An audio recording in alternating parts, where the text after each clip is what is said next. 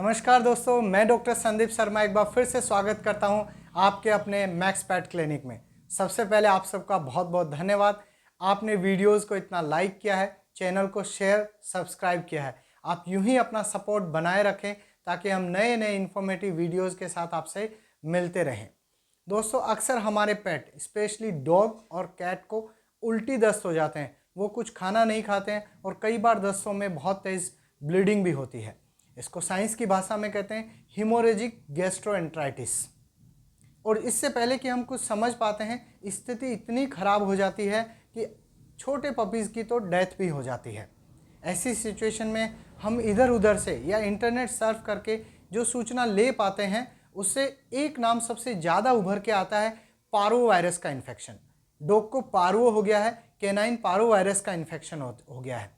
तो दोस्तों, यहाँ सवाल आता है, क्या सिर्फ कैनाइन पारो वायरस ऐसा है जिसमें उल्टी दस्त होते हैं, जिसमें ब्लडी डायरिया होता है? अगला सवाल आता है, क्या ऐसे और दूसरे कौन से कारण हैं जिनमें पेट को उल्टी दस्त हो जाते हैं? ऐसे कितनी तरह के कारण हो सकते हैं, उनमें हमें एक पेट का क्या ध्यान रखना चाहिए? तो आप समझ गए होंगे आज का हमारा वीडियो होने वाला है, ऐसे कौन कौन से कारण हैं पारो के अलावा जिनमें हमारे पेट को उल्टी दस्त हो जाते हैं। तो दोस्तों, आपसे रिक्वेस्ट है, वीडियो को पूरा देखेगा, अंत तक बने रहना। इसमें बहुत इंपॉर्टेंट इन्फॉर्मेशन आपको मिलने वाली है। हम अगर डिस्कस करें तो सबसे पहला कारण होता है स्ट्रेस एंजाइटी। जब भी पपी मदर से सेपरेट होता है, वो कहीं दूर ट्रैवलिंग करता है, उसका इन्वायरमेंट चेंज होता है या बहुत तेज शोर शराबे में होता है, पटाखों के बीच होता है, तो वो स्ट्रेस में आ जाता है और एंजाइटी की वजह से उसे उल्टी दस्त हो जाते हैं, जो कि जैसे ही स्ट्रेस दूर होता है डॉग नॉर्मल हो जाता है। दूसरा कारण होता है सडन चेंज ऑफ डाइट।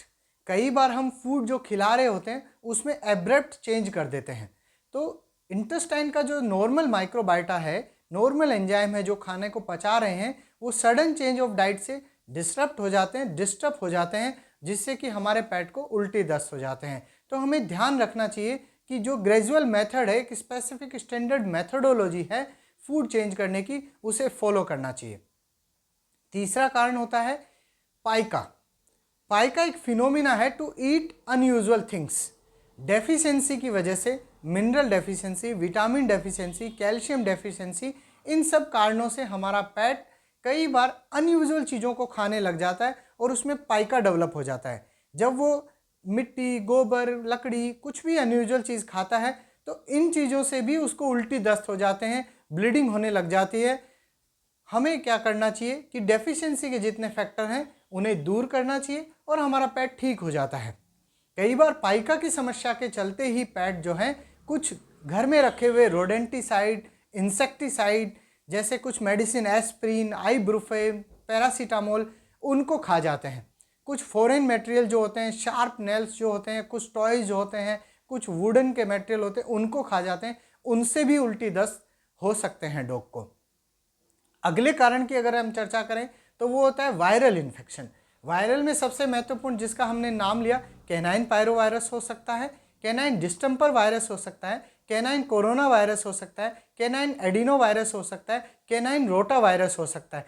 तो इतनी तरह के वायरस हैं जिनसे उल्टी दस्त हो सकते हैं और ये सारे हाईली कंटेजियस होते हैं। पर हमें घबराने की और पैनिक होने की आवश्यकता नहीं है, इन सब के वैक्सीन अवेलेबल हैं। हम रजिस्टर्ड वेटनेरियन से, प्रॉपर वेटनेरियन से अगर वैक्सीनेशन लगवाते हैं तो इन सब इन्फेक्शन से बचा जा सकता है। अगर ऐसा इन्फेक्शन हो भी जाता है तो प्रॉपर किट अवेलेबल है, डायग्नोस्टिक अवेलेबल है, सही समय पे वेटनेरियन के पास पहुंचते हैं तो इनका इलाज संभव है। इसी कड़ी में अगला कारण हो सकता है बैक्टीरियल इन्फेक्शंस। कई तरह के बैक्टीरिया, जीवाणु होते हैं, ईश्रिशिया कोलाई, साल्मोनेला, कैम्पाइलोबैक्टर, क्लोस्ट्रीडियम। अक्सर क्या होता है, जब हमारा पेट खाना छोड़ देता है तो हम उसे बाउल में रखे रहते हैं और सुबह से शाम, शाम से अगले दिन सुबह पानी भी बाउल में हमेशा रखा रहता है। तो इस तरह की सिचुएशन से पेट को बैक्टीरियल इन्फेक्शंस हो जाते हैं और उनसे भी उल्टी दस्त हो सकते हैं। तो अगर जब वेट को दिखाएंगे तो प्रॉपर थेरेपी देके वो इसको ठीक कर सकते हैं। अगला कारण हो सकता है पैरासिटिक इन्फेक्शन।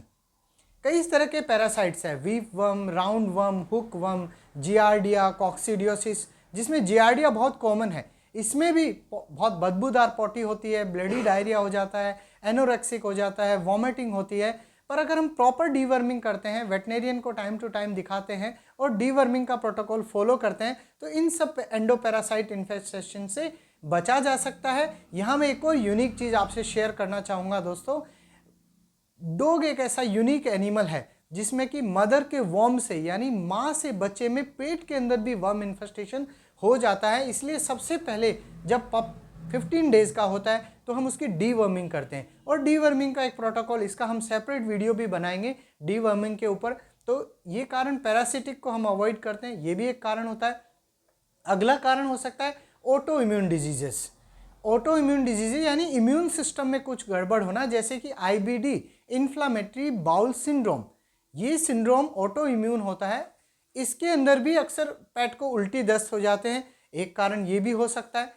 अगला कारण कुछ सिस्टमेटिक डिजीजेज हो सकती हैं, जैसे कि इंटेस्टाइनल कैंसर हो सकता है, अल्सरेटिव कोलाइटिस हो सकता है, पेप्टिक अल्सर हो सकता है, इंटेस्टाइनल इंटरसेप्शन हो सकता है, कुछ पेंक्रियाज में इन्फ्लामेशन हो सकता है, कुछ लीवर के डिसऑर्डर हो सकते हैं। तो इतने सारे कारण होते हैं जिनकी वजह से पेट को उल्टी दस्त हो सकते हैं। सिंपल अगर पेट एसिडिटी हो जाती है तो भी उसको उल्टी हो सकती है। तो दोस्तों हमें हर बार जब उल्टी दस्त होते हैं तो पैनिक होने की, घबराने की आवश्यकता नहीं है।